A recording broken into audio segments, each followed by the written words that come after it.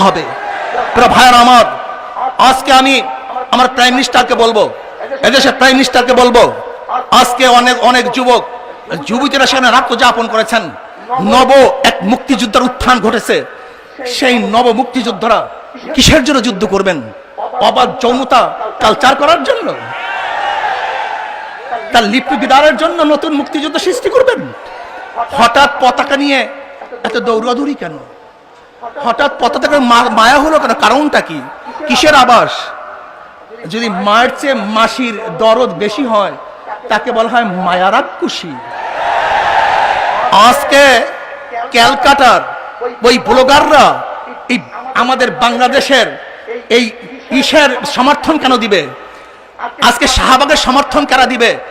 আজকে ওই সমস্ত ক্যালকাটার ব্লগাররা তারা মিছিলকে সমর্থন জানাবার জন্য তারা কেন এখানে আসবে? এদেশ ভৌগোলিকভাবে পাকিস্তান দখল করার কোনো সুযোগ নাই, আছে নাকি? সাগরের দখল করার কোনো সুযোগ নাই, কোনো কিছু নাই। এদেশ যদি একটা আপনি পাগলকে বলেন এদেশ কি পাকিস্তান দখল করার কোনো সম্ভাবনা আছে? একটা পাগলও বলবেন না। যখন তাদের ক্ষমতা ছিল তখনই তারা থাকতে পারে নাই, আবার নতুন ভাবে দখল করার প্রশ্নই আসে না, একটা পাগলও বলবে। কি কথা ঠিক না?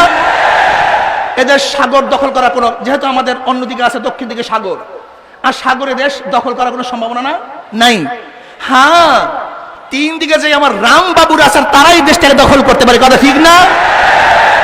কাজে এর জন্য নতুন ভাবে পতাকা নিয়ে আবার নাড়াচাড়া শুরু হয়েছে।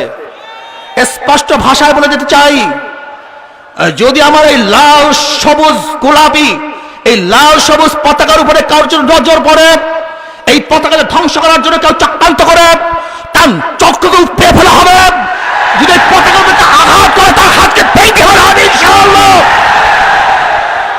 আমরা জানি দ্বিতীয়বার কাদের সাথে আমাদের যুদ্ধ হবে, কাদের সাথে যুদ্ধ করতে হবে আমরা তা জানি, এবং সেইভাবেই আমরা প্রস্তুতি গ্রহণ করছি।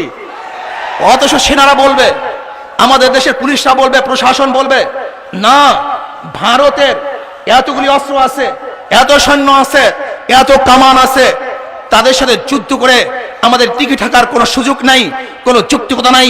আমরা বলবো ওদের কামান আছে, ওদের বিমান আছে, ওদের রাইফেল আছে, ওদের সৈনিক আছে, ওদের মধ্যে ঈমান নাই, লা ইলাহা ইল্লাল্লাহ হুঙ্কার ওদের মধ্যে নাই।